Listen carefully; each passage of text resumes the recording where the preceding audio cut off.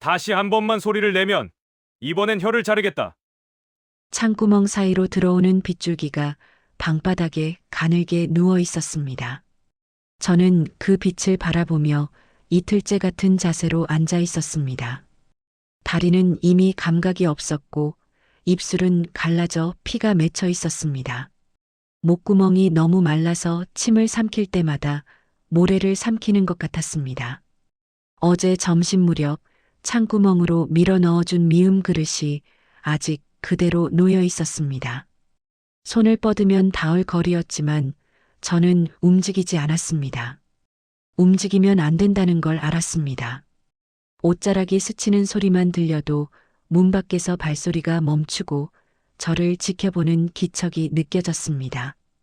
사흘 전부터는 화장실에 가는 것도 허락되지 않았습니다. 방 한 구석에 놓인 요강에서 나는 냄새가 방 안가득 퍼져 있었습니다. 처음엔 수치심에 얼굴이 달아올랐지만 이제는 그마저도 무뎌졌습니다. 수치심을 느낄 여력조차 남아있지 않았습니다. 하지만 이런 상황이 벌어진 데에는 아주 충격적인 이유가 있었습니다. 그날 저는 단지 웃었을 뿐이었습니다. 열흘 전 마을 잔치에서 한 악사가 농담을 했고 저는 다른 부녀자들과 함께 웃었습니다.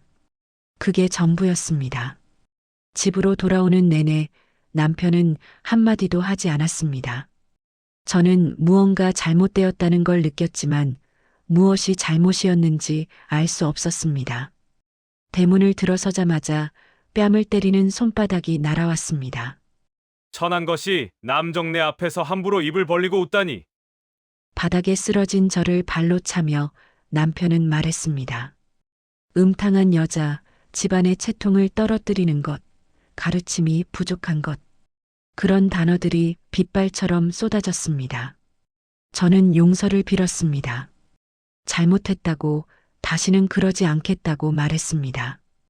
그날 밤부터 이 방에 갇혔습니다. 창문은 안에서 열리지 않게 막혀 있었습니다. 문은 밖에서 자물쇠로 잠겨 있었습니다. 손가락 하나 들어갈 만한 창구멍으로만 바깥 기척을 느낄 수 있었습니다. 하루에 2번 그 구멍으로 밥그릇이 들어왔습니다. 때로는 물 한 사발이 들어오기도 했습니다. 처음 사흘은 항의했습니다. 문을 두드리며 나가게 해달라고 애원했습니다. 하지만 대답은 없었습니다. 나흘째 되던 날 문 앞에서 남편의 목소리가 들렸습니다. 반성하는 기색이 보이지 않는구나. 좀 더 생각할 시간이 필요한 모양이다. 그날 이후 화장실 출입이 금지되었습니다. 저는 이 방에서 벌어지는 일들을 누군가에게 말할 수 없었습니다. 말한다 한들 믿어줄 사람도 없었습니다. 바깥 세상에서 남편은 존경받는 선비였습니다. 태종 임금께서 신임하시는 집현전의 대제학이었습니다. 시를 짓고 글을 쓰며 예법을 논하는 학자였습니다. 혼인 전 친정 부친께서는 이 혼사를 무척 기뻐하셨습니다. 변씨 가문과 혼인을 맺게 되다니 우리 집안의 영광이로다. 시댁 어른들도 저를 반갑게 맞아주셨습니다. 남편은 정중했고 말투는 부드러웠습니다. 혼례를 치른 첫날 밤 남편은 소하게 한 구절을 읊었습니다. 부부유별이니 아내 된 자는 남편을 섬김에 있어 공경함을 잃지 말아야 하느니라. 저는 고개를 숙이고 알았다고 답했습니다. 그것이 당연한 도리라고 배워왔습니다. 변화는 서서히 시작되었습니다. 처음엔 작은 꾸중이었습니다. 밥을 짓는 불 조절이 잘못되었다고, 바느질 솜씨가 형편없다고, 시어머님께 인사하는 목소리가 너무 작다고 지적했습니다. 저는 더 잘하려고 애썼습니다. 새벽부터 일어나 부엌일을 했고 밤늦게까지 바느질을 했습니다. 하지만 노력할수록 꾸중은 늘어났습니다. 어느 날은 걸음걸이가 단정하지 못하다고 종아리를 맞았습니다. 또 어느 날은 손님 접대에서 실수했다며 손바닥을 회초리로 맞았습니다. 매를 맞고 나면 남편은 차분한 목소리로 말했습니다. 이것은 그대를 올바른 사람으로 만들기 위함이오. 고마워해야 할 것이오. 저는 감사하다고 말해야 했습니다. 그래야 매질이 멈췄습니다.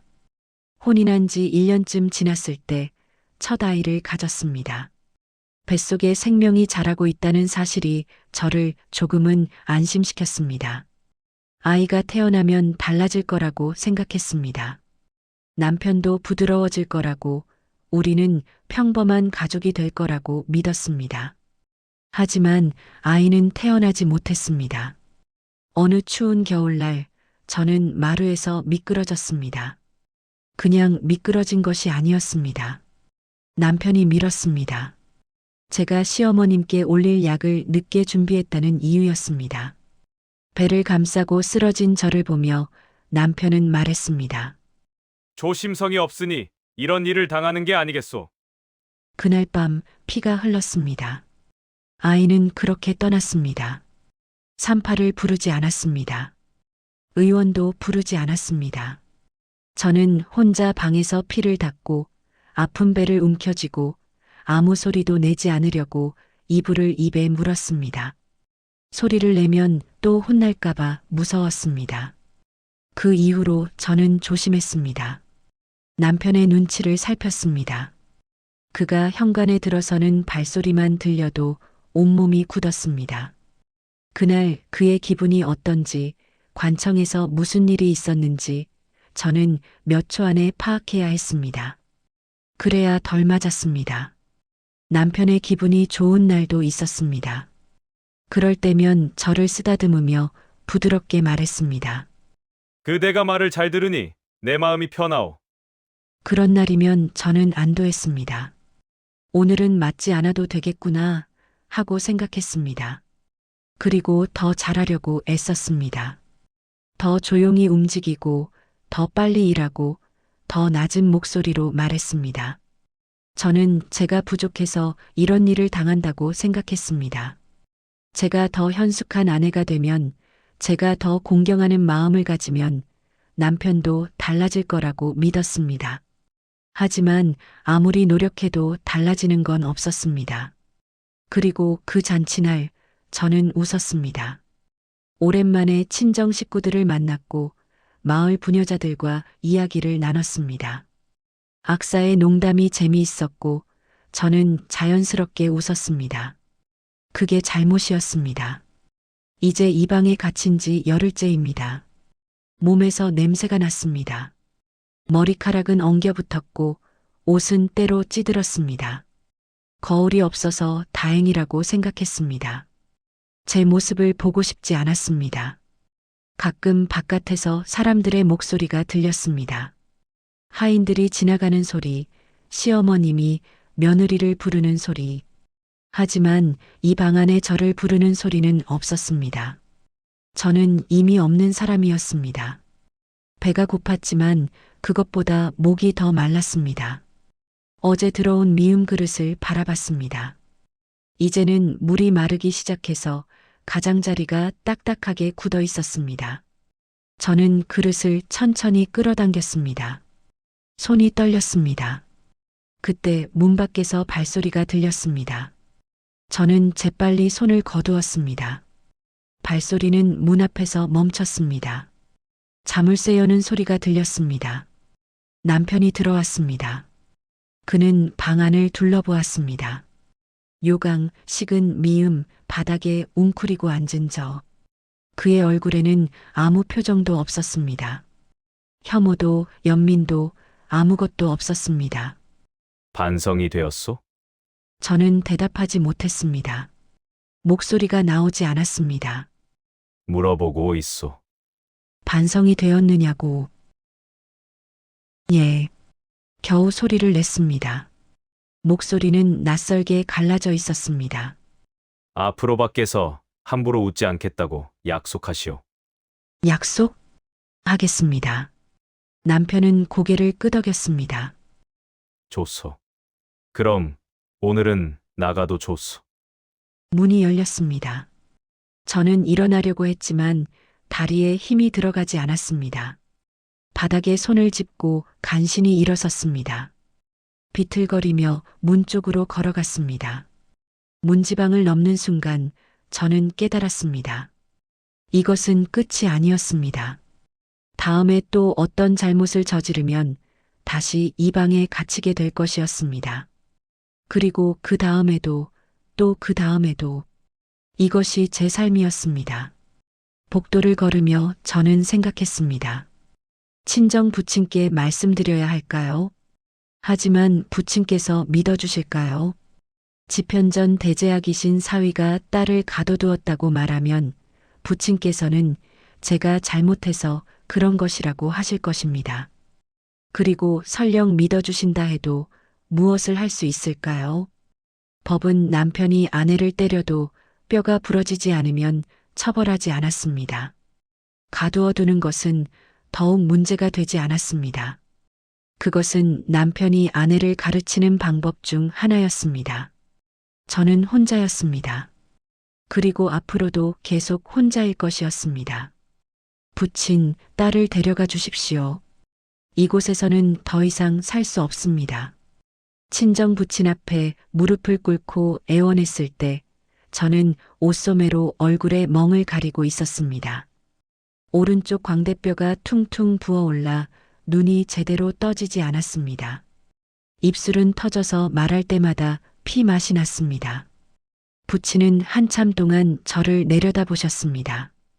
그리고 한숨을 쉬셨습니다. 내가 무엇을 잘못했기에 이런 벌을 받는 것이냐? 저는 대답할 수 없었습니다.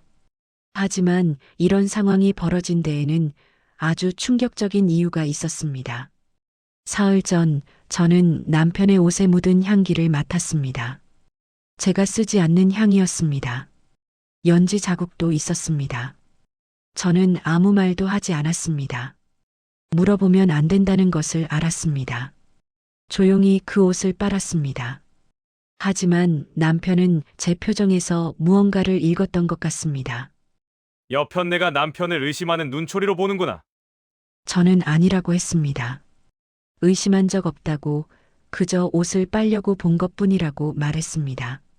하지만 변명은 통하지 않았습니다. 투기하는 여자는 칠거지하게 해당하는 줄 아오? 남편의 주먹이 얼굴을 향해 날아왔습니다. 처음으로 맨주먹으로 맞았습니다. 이전까지는 회초리나 손바닥이었습니다. 하지만 그날은 달랐습니다. 주먹은 회초리와 달랐습니다. 뼈에 직접 충격이 전해졌습니다. 바닥에 쓰러진 저를 발로 찼습니다. 옆구리를, 등을, 다리를 찼습니다.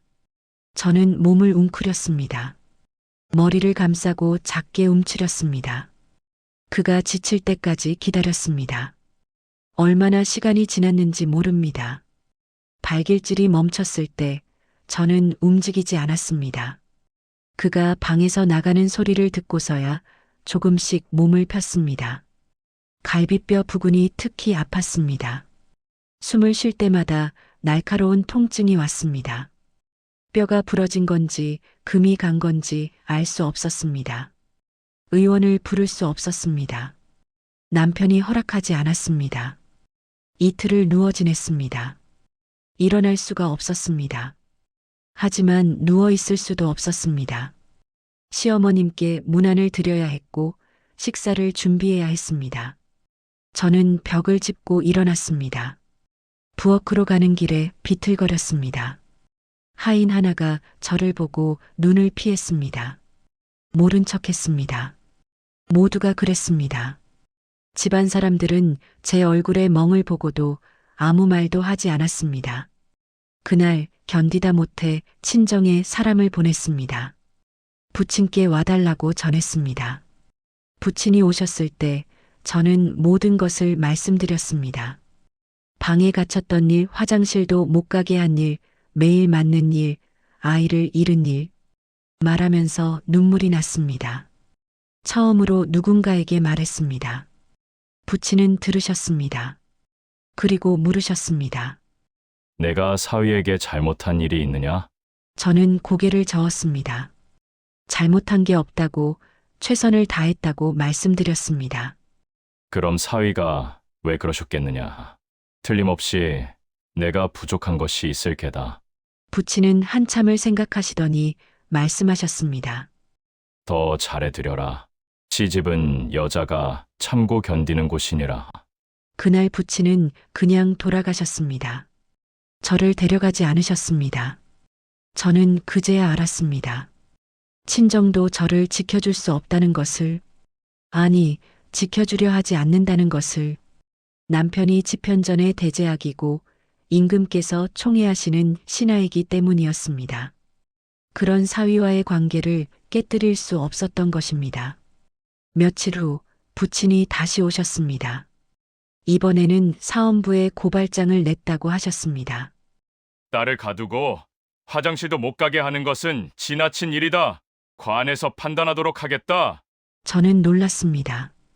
부친께서 저를 믿어주신 것일까요? 아니면 대제학의 사위라도 법 앞에서는 처벌받을 수 있다고 생각하신 것일까요? 잠깐의 희망이 생겼습니다. 관에서 조사하면 달라질 수 있을 거라고 생각했습니다. 하지만 그날 밤 남편이 돌아왔을 때 그의 얼굴에는 분노 대신 비웃음이 있었습니다. 장인어른이 관에 고발했다지. 하지만 소용없소. 남편은 천천히 옷을 벗으며 말했습니다. 임금께서 나를 두둔하셨소. 성인도 작은 허물이 있는데 하물며 그 아래 사람이 어찌 완벽하겠느냐고 하셨지. 가정사는 가정에서 해결하라고 하셨소. 저는 그 자리에서 무너졌습니다. 임금께서도 남편 편이었습니다. 친정 부친의 고발은 아무 소용이 없었습니다. 이제 알겠소. 그 누구도 나를 처벌할 수 없소. 그날 밤 남편은 저를 때리지 않았습니다. 때릴 필요가 없었습니다. 이미 모든 것이 끝났으니까요.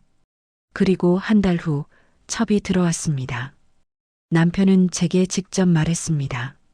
당신은 자식을 낳지 못하니 후사를 위해 첩을 드리겠소. 저는 아무 말도 할 수 없었습니다. 자식을 못 낳은 것은 제 잘못이 아니었습니다. 남편이 밀어서 아이를 잃었던 것이었습니다. 하지만 그 말을 할 수 없었습니다. 새로 들어온 여인은 18살이었습니다. 저보다 5살 어렸습니다. 기생 출신이라고 했습니다. 얼굴은 예뻤고 말투는 교태스러웠습니다. 처음에는 그녀를 미워했습니다. 제 자리를 빼앗은 여자라고 생각했습니다. 하지만 곧 깨달았습니다. 그녀도 또 다른 피해자라는 것을. 남편은 첩에게 더 잔인했습니다. 처음 한 달은 그녀를 귀하게 대했습니다. 비단옷을 사주고 좋은 방을 내주었습니다. 저는 작은 방으로 쫓겨났습니다. 첩이 차지한 방은 예전에 제가 쓰던 방이었습니다. 하지만 한 달이 지나자 달라졌습니다. 어느 날 밤 비명 소리가 들렸습니다. 첩의 방에서 나는 소리였습니다. 저는 문 밖에서 멈춰 섰습니다. 들어가야 할까요? 하지만 들어간다 한들 무엇을 할 수 있을까요? 비명은 한참 동안 계속되었습니다. 다음 날 아침 첩을 봤습니다. 얼굴에 손가락 자국이 선명했습니다. 목에도 멍이 들어 있었습니다. 그녀는 저를 보고 눈을 피했습니다. 부끄러워하는 것 같았습니다. 저는 그녀에게 다가갔습니다. 괜찮습니까? 첩은 고개를 저었습니다. 괜찮지 않다는 뜻인지 묻지 말라는 뜻인지 알 수 없었습니다. 그날 이후 우리는 가끔 눈을 마주쳤습니다. 서로에게 말을 걸지는 않았지만 이해하고 있었습니다. 같은 고통을 겪고 있다는 것을. 남편은 우리를 번갈아 가며 대했습니다. 어떤 날은 저를 불렀고 어떤 날은 첩을 불렀습니다. 그리고 둘 다 매를 맞았습니다. 이유는 매번 달랐습니다. 차가 식었다. 옷을 제대로 개지 않았다. 웃는 모습이 천박하다. 말투가 건방지다. 이유는 중요하지 않았습니다. 남편은 때리고 싶을 때 이유를 만들었습니다.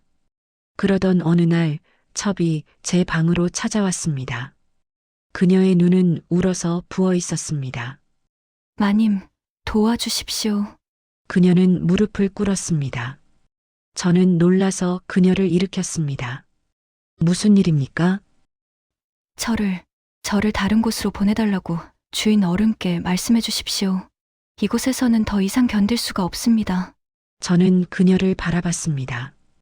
그녀의 눈에는 절망이 가득했습니다.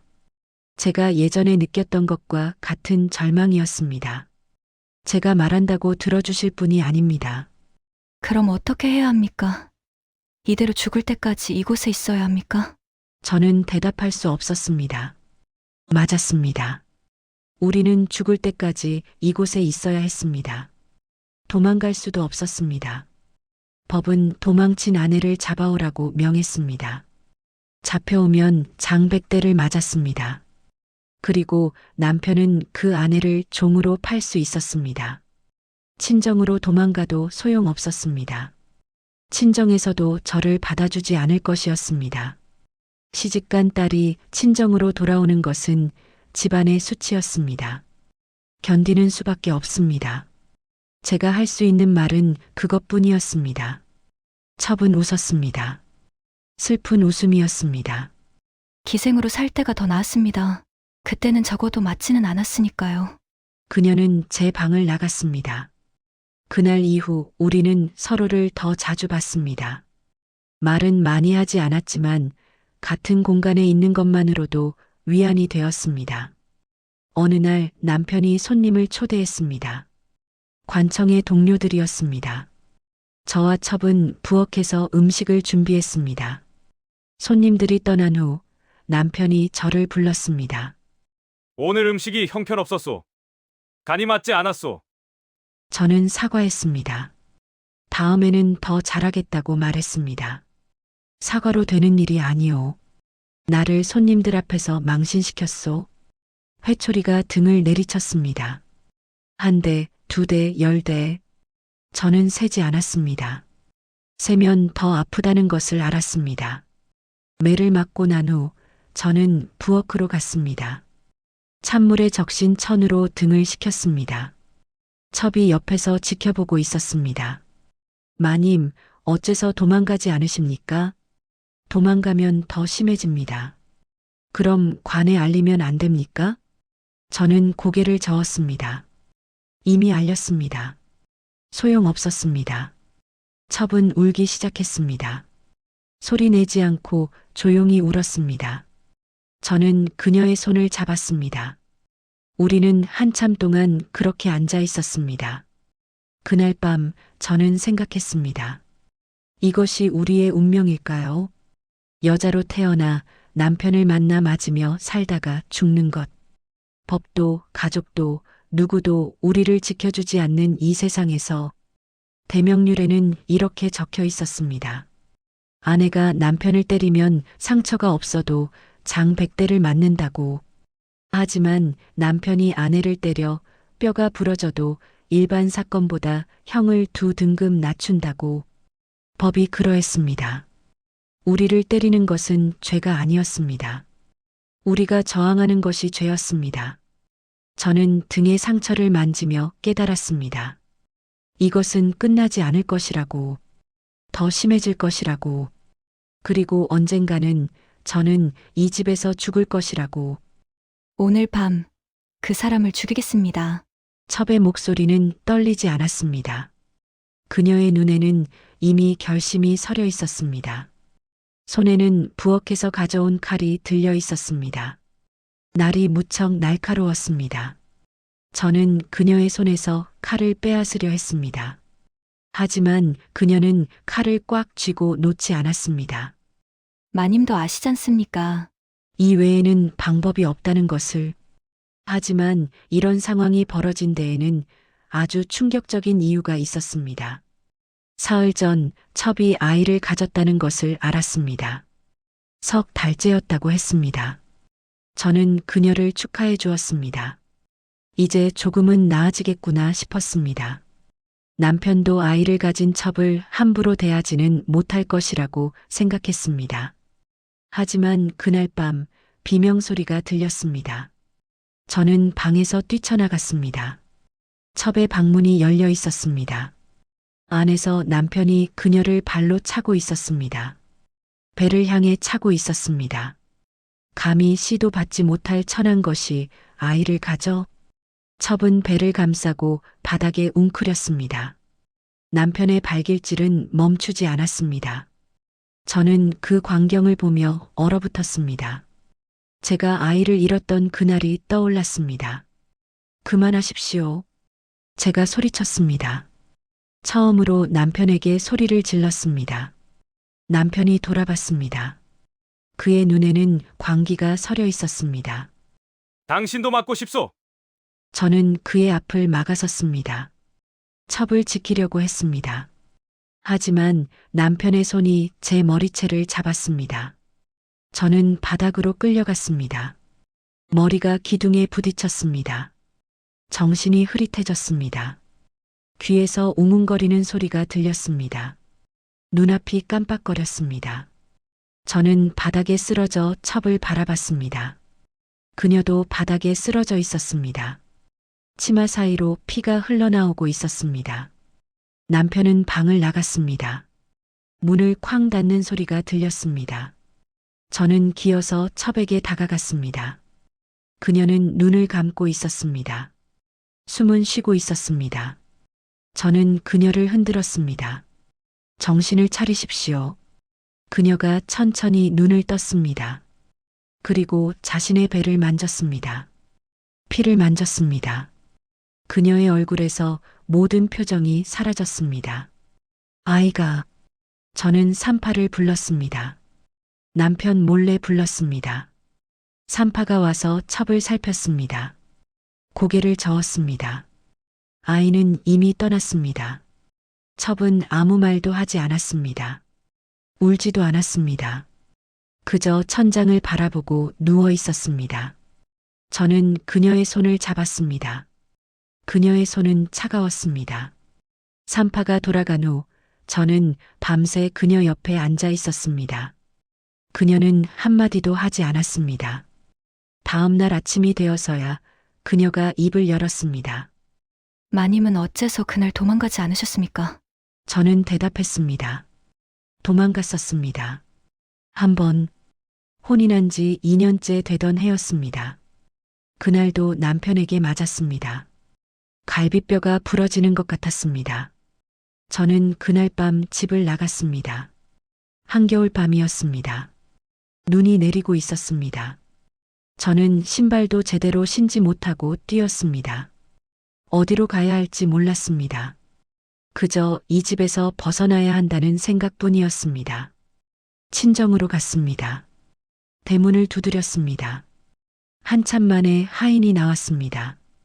하인은 저를 보고 놀랐습니다. 아씨, 이게 무슨 일이십니까? 부친을 뵙고 싶습니다. 하인은 난처한 표정을 지었습니다. 하지만 저를 안으로 들였습니다. 부친이 나오셨습니다. 제 모습을 보고 한숨을 쉬셨습니다. 또 무슨 일이냐? 저는 울면서 말했습니다. 더 이상 못 살겠다고, 이곳에 있게 해달라고, 시댁으로 돌아가고 싶지 않다고 말했습니다. 부친은 저를 방으로 데려갔습니다. 따뜻한 차를 주셨습니다. 저는 차를 마시며 안심했습니다. 이제 괜찮을 거라고 생각했습니다. 하지만 다음 날 아침 남편이 왔습니다. 부친은 남편과 이야기를 나누셨습니다. 저는 방에서 나가지 못하게 했습니다. 한 시즌쯤 지나서 부친이 저를 불렀습니다. 사위가 용서하신다고 하셨다. 돌아가거라. 저는 고개를 저었습니다.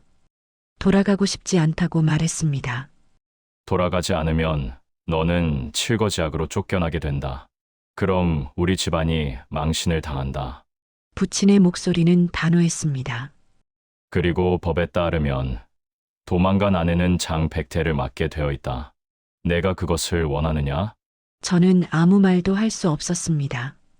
결국 남편을 따라 시댁으로 돌아갔습니다. 대문을 들어서자마자 남편이 저를 방으로 끌고 갔습니다. 도망을 갔군. 용기가 대단하오. 그날 맞은 매는 이전과 달랐습니다. 남편은 저를 죽일 듯이 때렸습니다. 의식을 잃을 때까지 때렸습니다. 깨어났을 때 저는 닷새가 지나 있었습니다. 몸 여기저기에 상처가 있었습니다. 등에는 회초리 자국이 겹겹이 새겨져 있었습니다. 팔과 다리에는 멍이 들어 있었습니다. 얼굴은 부어서 거울을 볼 수 없었습니다.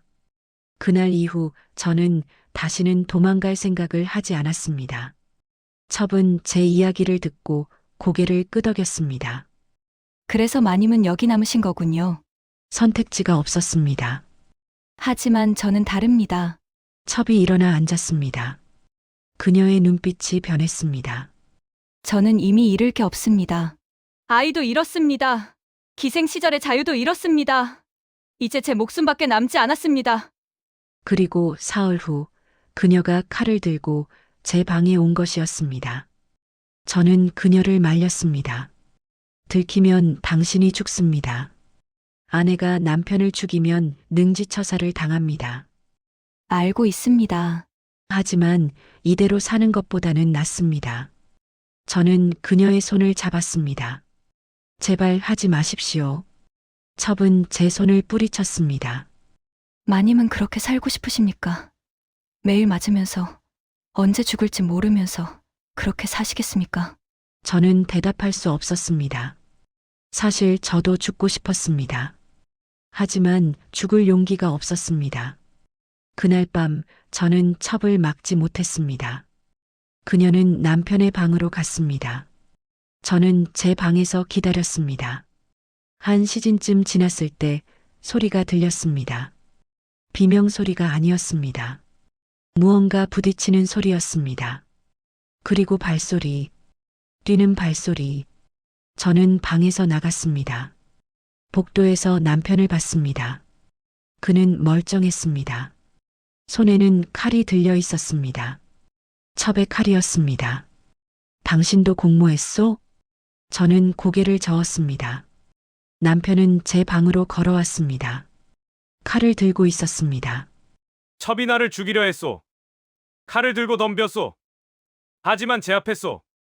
저는 첩을 찾았습니다. 남편의 방에 쓰러져 있었습니다.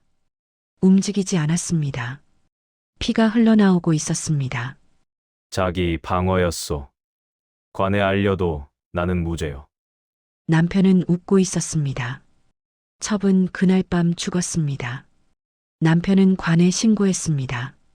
첩이 남편을 해하려 했고 남편이 정당방위로 그녀를 죽였다고 진술했습니다. 관에서는 조사도 하지 않았습니다. 남편의 말을 그대로 믿었습니다. 첩의 시신은 뒷산에 묻혔습니다. 이름도 없는 무덤이었습니다. 그 일이 있고 한 달 후 3번째 아내가 들어왔습니다. 이번에는 재가녀였습니다. 첫 남편을 잃고 혼자 살던 여인이었습니다. 30살이었습니다. 저보다 나이가 많았습니다. 남편은 그녀를 데려오며 말했습니다. 이번에는 말을 잘 들을 것이오. 새 아내는 조용한 사람이었습니다. 말이 적었고 눈빛이 비어 있었습니다. 이미 삶에 대한 기대가 없는 사람 같았습니다. 저는 그녀에게 경고했습니다. 조심하라고, 남편의 비위를 거스르지 말라고 말했습니다. 그녀는 고개를 끄덕였습니다. 알고 있습니다. 첫 남편도 그랬습니다. 그녀도 학대받고 살았던 것이었습니다. 처음 몇 달은 평온했습니다. 새 아내는 시키는 대로 했습니다. 불평하지 않았고 저항하지 않았습니다. 남편도 그녀를 크게 때리지 않았습니다. 하지만 어느 날 이웃집 남자가 그녀에게 말을 걸었습니다. 길에서 마주쳤을 때 인사를 건넨 것뿐이었습니다. 그녀도 고개를 숙여 인사했습니다. 남편이 그 장면을 봤습니다. 그날 밤 남편은 새 아내를 불렀습니다. 저는 제 방에 있었지만 소리가 들렸습니다. 남정네와 눈이 맞았구나. 아닙니다. 그저 인사를. 재가녀 주제에 또 바람을 피우려 하는구나. 둔탁한 소리가 들렸습니다. 무언가 단단한 것으로 때리는 소리였습니다. 홍두깨 소리였습니다. 저는 밖으로 나갈 수 없었습니다. 나가면 저도 맞을 것이었습니다. 그리고 그녀를 구할 수도 없을 것이었습니다. 소리는 한참 동안 계속되었습니다. 그리고 멈췄습니다. 다음 날 아침, 새 아내는 일어나지 못했습니다. 저는 그녀의 방에 갔습니다. 그녀는 이미 차갑게 식어 있었습니다. 남편은 관에 신고했습니다. 아내가 간통했기에 벌을 주었더니 스스로 목숨을 끊었다고 진술했습니다. 관에서는 이번에도 조사하지 않았습니다. 죄를 지은 아내를 벌한 것은 남편의 권리이며 그로 인해 아내가 죽은 것은 남편의 책임이 아니다. 관의 판결이었습니다. 새 아내도 뒷산에 묻혔습니다. 첩의 무덤 옆이었습니다. 저는 그날 밤 깨달았습니다. 다음은 제 차례라는 것을. 저는 부엌으로 갔습니다. 칼을 봤습니다. 첩이 들었던 칼이었습니다. 저는 칼을 들었습니다. 남편을 죽여야 할까요? 아니면 저 자신을 죽여야 할까요? 오랫동안 칼을 바라봤습니다. 그리고 결심했습니다. 이 여인은 스스로 목숨을 끊었으니 장례는 간소하게 치르도록 하시오. 관아의 관리가 제 시신을 내려다보며 말했습니다. 저는 그들을 볼 수 있었습니다. 느낄 수도 있었습니다. 하지만 움직일 수는 없었습니다. 이미 숨이 끊어진 지 오래였습니다. 제 목에는 명주천이 감겨 있었습니다. 제가 직접 매단 것이었습니다. 하지만 이런 상황이 벌어진 데에는 아주 충격적인 이유가 있었습니다. 그날 밤 저는 칼을 들고 오랫동안 고민했습니다. 남편을 죽일까 아니면 제 자신을 죽일까? 두 가지 선택지밖에 없었습니다. 남편을 죽이면 저는 능지처사를 당할 것이었습니다. 사지가 찢겨 죽는 형벌이었습니다. 대명률에 명확히 적혀 있었습니다. 아내가 남편을 고의로 죽이면 이유를 따지지 않고 능지처사에 처한다고. 첩이 실패한 것을 저는 봤습니다. 그녀는 준비했고 용기를 냈지만 결국 실패했습니다. 남편은 그녀보다 힘이 셌고 경계하고 있었습니다. 제가 성공할 가능성은 더 낮았습니다.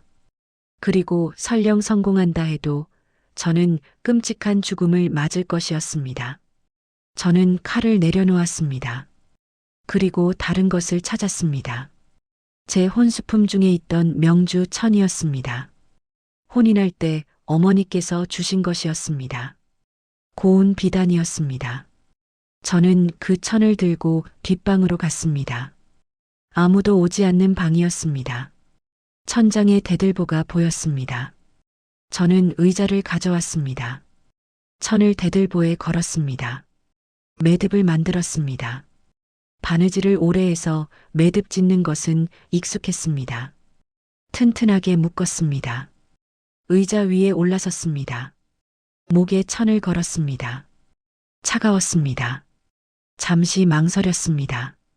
정말 이것이 맞는 걸까요? 다른 방법은 없는 걸까요? 하지만 알고 있었습니다. 다른 방법은 없다는 것을. 저는 의자를 걷어찼습니다. 목이 조여왔습니다. 숨을 쉴 수 없었습니다. 손이 저절로 목의 천을 잡으려 했습니다. 몸이 살려고 발버둥 쳤습니다. 하지만 저는 손을 내려놓았습니다. 이게 맞다고 스스로에게 말했습니다. 이제 그만 쉬어도 된다고 말했습니다. 시야가 흐려졌습니다. 귀에서 웅웅거리는 소리가 들렸습니다. 온몸에 힘이 빠져나갔습니다. 그리고 어둠이 왔습니다. 다음 날 아침 하인이 저를 발견했습니다. 비명을 질렀습니다. 사람들이 모여들었습니다. 남편도 왔습니다. 남편은 제 시신을 보고 혀를 찼습니다. 어리석은 것. 그것이 그가 한 유일한 말이었습니다. 관아에 신고가 들어갔습니다. 관리가 와서 시신을 검사했습니다. 목에 천이 감긴 것을 확인했습니다. 다른 외상은 없었습니다. 아니, 있었지만 보지 않았습니다. 제 몸에는 수없이 많은 상처가 있었습니다. 등에 회초리 자국, 팔에 멍, 다리에 상처. 하지만 관리는 그것을 기록하지 않았습니다. 자살로 판단됩니다. 남편에게 물었습니다. 부인께서 왜 스스로 목숨을 끊었다고 생각하십니까? 남편은 태연하게 대답했습니다. 집안일을 제대로 하지 못하는 것을 부끄러워했던 것 같습니다. 며칠 전에도 음식을 태운 일이 있었습니다. 관리는 고개를 끄덕이며 기록했습니다. 집안일 실수를 비관하여 자살. 남편의 책임 없음. 그렇게 기록되었습니다. 제가 왜 죽었는지, 무엇 때문에 죽음을 선택했는지는 기록되지 않았습니다. 오직 남편의 진술만이 사실이 되었습니다. 저는 뒷산에 묻혔습니다. 첩과 세 번째 아내의 무덤 옆이었습니다. 세 개의 무덤이 나란히 있었습니다. 모두 이름 없는 무덤이었습니다. 장례식은 간소했습니다. 남편은 상복도 제대로 입지 않았습니다. 사흘 만에 평상복으로 갈아입었습니다. 조문객들은 남편을 위로했습니다. 부인을 잃으셔서 얼마나 마음이 아프십니까? 집안 관리를 잘못한 부인 때문에 고생이 많으셨습니다. 이제 더 좋은 배필을 만나시길 바랍니다. 아무도 제 죽음을 애도하지 않았습니다. 모두가 남편의 불운을 안타까워했습니다. 3명의 아내를 연달아 잃은 불운한 남자라고 했습니다. 석 달 후 남편은 4번째 아내를 맞았습니다. 저는 무덤에서 그것을 봤습니다. 죽어서도 저는 이곳을 떠날 수 없었습니다. 홀령이 되어서도 이 집을 떠돌았습니다. 새로 들어온 아내는 어렸습니다. 15살이었습니다. 혼례식 날 그녀의 얼굴은 희망으로 빛났습니다. 집현전 대제학과 혼인하게 된 것을 영광으로 여기는 눈빛이었습니다. 저는 그녀에게 말하고 싶었습니다. 도망가라고, 이 집에 오면 안 된다고 소리치고 싶었습니다. 하지만 목소리는 나오지 않았습니다. 그녀는 대문을 들어섰습니다. 그리고 한 달 후 처음으로 맞았습니다. 저는 그 광경을 봤습니다. 남편이 그녀의 뺨을 때리는 것을, 그녀가 바닥에 쓰러지는 것을, 울면서 용서를 구하는 것을. 똑같았습니다. 제가 겪었던 것과 똑같았습니다. 그리고 관청에서는 남편을 계속 중용했습니다. 세종 임금이 즉위한 후에도 남편은 집현전의 대제학으로 일했습니다. 학자들과 어울려 시를 짓고 글을 논하고 예법을 강의했습니다. 어느 날 남편이 왕께 아뢰는 것을 들었습니다. 가정의 질서가 바로 서야 나라의 질서도 바로 섭니다. 남편은 하늘이고 아내는 땅이니 아내는 마땅히 남편을 섬기고 따라야 합니다. 왕께서 고개를 끄덕이셨습니다. 경의 말이 옳소. 가정의 질서를 바로 세우는 것이 나라를 다스리는 근본이오. 남편의 말은 책에 기록되었습니다. 후대 사람들이 배워야 할 가르침으로 남았습니다. 가정폭력으로 3명의 아내를 죽음으로 몰아넣은 남자의 말이 도덕적 교훈이 된 것이었습니다. 저는 무덤에서 그것을 지켜봤습니다. 역사는 남편을 학자로 기록했습니다. 충직한 신하로, 유학의 조예가 깊은 선비로 기록했습니다. 세종 임금을 도와 집현전을 이끈 훌륭한 인물로 기억되었습니다. 하지만 저의 이름은 어디에도 없었습니다. 첩의 이름도, 3번째 아내의 이름도, 4번째 아내의 이름도 기록되지 않았습니다. 우리는 그저 아내였습니다. 이름도 없이 죽고 이름도 없이 묻혔습니다. 실록에는 이렇게 적혀 있었습니다. 병계량, 집현전 대제학. 학문이 높고 충성스러운 신하였다. 태종과 세종을 섬기며 나라에 큰 공을 세웠다. 그것이 전부였습니다. 친정 부친이 사헌부에 고발했던 일도 기록되었습니다. 하지만 그 기록은 이랬습니다. 병계량의 장인 이촌이 사위를 고발하였으나 임금께서 말씀하시길 성인도 작은 허물이 있는 법인데 하물며 그 아래 사람이겠는가. 가정사는 집안에서 해결할 일이라 하시며 처벌하지 않으셨다. 가정폭력은 작은 허물로 기록되었습니다. 아내를 방에 가두고 화장실도 못 가게 하고 매일 때리고 죽음으로 몰아넣은 것이 작은 허물이었습니다. 그리고 그 기록을 읽는 후대 사람들은 이렇게 말했습니다. 임금께서 현명하시도다. 신하의 작은 실수를 용서하시고 그의 재능을 아끼셨구나. 아무도 묻지 않았습니다. 그 작은 허물의 대가로 누가 죽었는지, 얼마나 많은 여인이 고통받았는지. 세월이 흘렀습니다. 남편은 늙었습니다. 관직에서 물러나 집에서 여생을 보냈습니다. 제자들이 찾아와 가르침을 청했습니다. 그는 예법을 논하고 부부의 도리를 강의했습니다. 아내는 남편을 하늘처럼 섬겨야 하며 남편의 가르침에 순종해야 한다. 제자들은 고개를 끄덕이며 받아 적었습니다. 남편은 여든까지 살았습니다. 편안한 죽음이었습니다. 이불 위에서 눈을 감았습니다. 많은 사람이 조문을 왔습니다. 훌륭한 학자가 세상을 떠났다고 애도했습니다. 장례식은 성대했습니다. 임금께서 제문을 내리셨습니다. 나라를 위해 헌신한 충신이라고 칭송하셨습니다. 남편의 묘는 명당에 자리 잡았습니다. 큰 비석이 세워졌습니다. 비석에는 그의 업적이 빼곡히 새겨졌습니다. 하지만 뒷산의 우리 무덤에는 비석도 없었습니다. 풀만 무성하게 자랐습니다. 비가 오면 무덤이 조금씩 깎여나갔습니다. 세월이 지나면 흔적도 없이 사라질 무덤이었습니다. 저는 그 무덤 옆에 앉아 생각했습니다. 우리의 고통은 기록되지 않았습니다. 우리의 비명은 들리지 않았습니다. 우리의 죽음은 중요하지 않았습니다. 법은 우리를 지키지 않았습니다. 가족도 우리 편이 아니었습니다. 사회는 우리를 외면했습니다. 역사는 우리를 지워버렸습니다. 남편만이 기억되었습니다. 학자로, 신하로, 존경받을 만한 인물로. 그리고 세상은 그를 본받으라고 했습니다. 수백 년이 지나도 그의 이름은 남았습니다. 책에 실렸고 후대 사람들이 배웠습니다. 하지만 우리는 사라졌습니다. 이름도 없이, 기록도 없이, 기억도 없이. 저는 무덤에서 일어섰습니다. 마지막으로 남편의 묘를 바라봤습니다. 큰 비석이 햇빛을 받아 빛나고 있었습니다.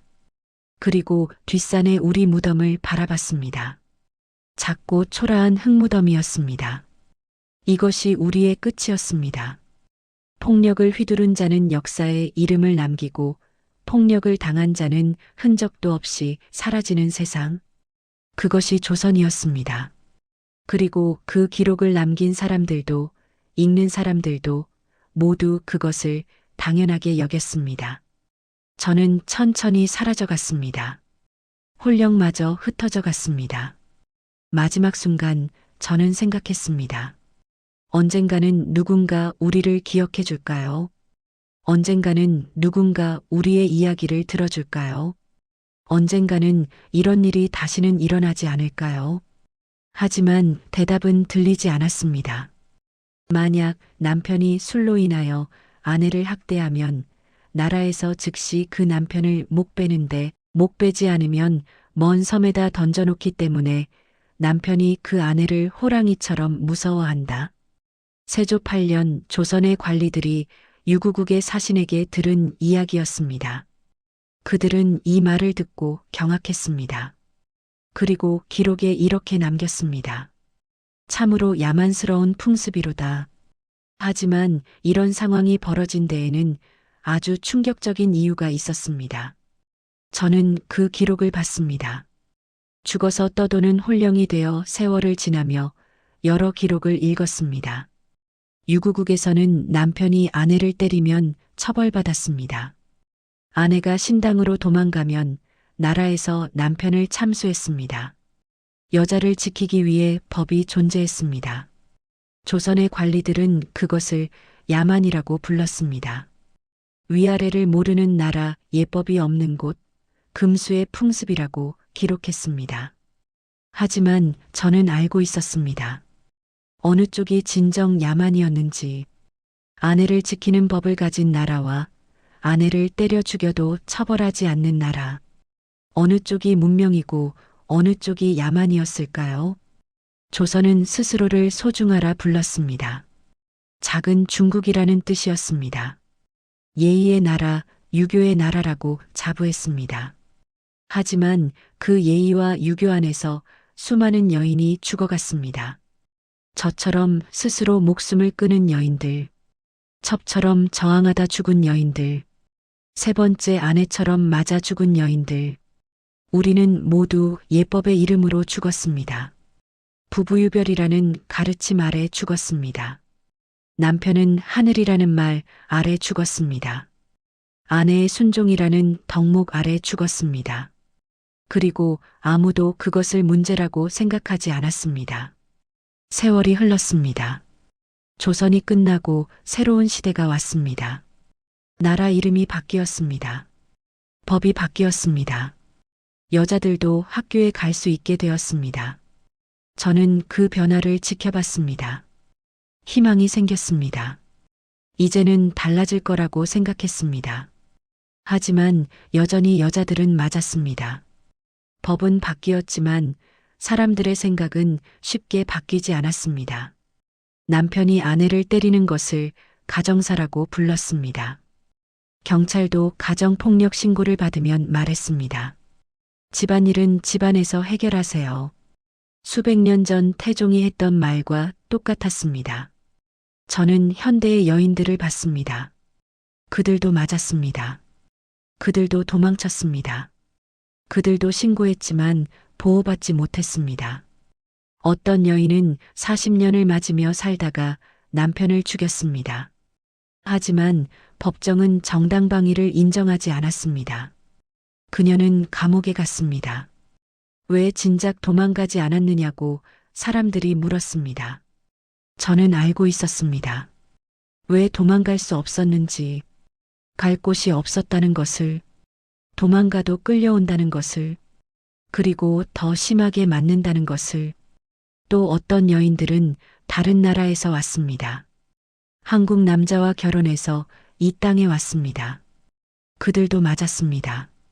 남편들은 말했습니다.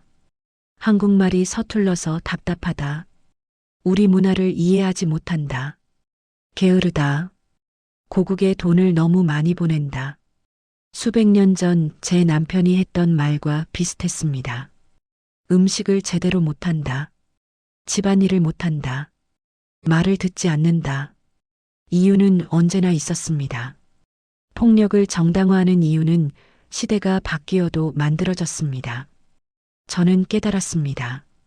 법이 바뀌는 것만으로는 부족하다는 것을, 사람들의 생각이 바뀌어야 한다는 것을, 남편이 아내를 때리는 것은 범죄라는 인식, 가정폭력은 가정사가 아니라 사회 문제라는 인식, 여자도 남자와 동등한 인간이라는 인식, 그런 인식이 자리 잡지 않으면 법이 아무리 바뀌어도 소용없었습니다.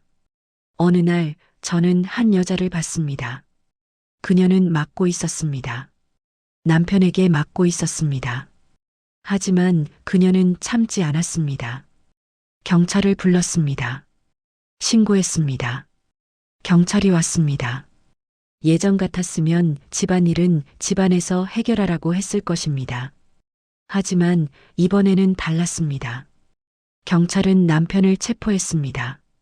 여자를 보호시설로 데려갔습니다. 법원은 남편에게 접근금지 명령을 내렸습니다. 여자는 이혼했습니다. 혼자 아이를 키우며 살았습니다. 힘들었지만 더 이상 맞지 않았습니다. 자유로웠습니다. 저는 그 모습을 보며 생각했습니다. 달라지고 있구나. 조금씩 천천히 하지만 분명히 달라지고 있구나. 모든 것이 완벽하지는 않았습니다. 여전히 많은 여자가 가정폭력에 시달렸습니다. 여전히 목숨을 잃는 여자들이 있었습니다. 하지만 예전과는 달라졌습니다. 가정폭력이 범죄로 인정받았습니다. 피해자를 보호하는 시설이 생겼습니다. 상담센터가 있었고 변호사가 도와주었습니다. 법이 피해자 편에 섰습니다. 완벽하지는 않았지만 나아지고 있었습니다. 그리고 저는 생각했습니다. 만약 제가 지금 시대에 태어났다면 어땠을까요? 도망갈 곳이 있었을까요? 보호받을 수 있었을까요? 다시 살아갈 기회가 있었을까요? 아마도 그랬을 것입니다.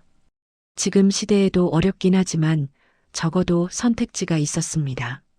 조선시대의 저에게는 선택지가 없었습니다. 죽거나 평생 맞으며 살거나 그것뿐이었습니다. 저는 뒷산의 무덤을 바라봤습니다. 이제는 흔적도 거의 남지 않았습니다. 풀과 나무가 자라 무덤을 덮었습니다. 아무도 찾아오지 않는 곳이었습니다. 하지만 괜찮았습니다. 누군가는 우리를 기억할 것입니다. 누군가는 우리의 이야기를 들을 것입니다. 그리고 생각할 것입니다. 이런 일이 다시는 일어나서는 안 된다고 저는 천천히 걸었습니다. 무덤을 지나 산을 내려왔습니다. 마을을 지나 도시로 갔습니다. 현대의 거리를 걸었습니다. 많은 여자들이 걸어가고 있었습니다. 학교에 가는 여학생들, 회사에 가는 여자들, 홀로 사는 여자들. 그들은 자유로웠습니다. 완전히 자유롭지는 않았지만 예전보다는 자유로웠습니다. 저는 그들을 보며 미소 지었습니다. 그리고 천천히 사라져갔습니다. 이제 저는 떠날 수 있었습니다. 이 세상에 더 이상 머물 이유가 없었습니다. 세상은 조금씩 나아지고 있었습니다. 완벽하지는 않았습니다. 아직도 갈 길이 멀었습니다. 여전히 폭력은 존재했고 여전히 고통받는 여자들이 있었습니다. 하지만 적어도 지금은 말할 수 있었습니다. 가정폭력은 범죄입니다. 아내를 때리는 것은 남편의 권리가 아닙니다. 여자는 남자의 소유물이 아닙니다. 부부는 동등한 존재입니다. 그것을 인정하는 사회가 되고 있었습니다. 저는 마지막으로 하늘을 올려다봤습니다. 맑았습니다.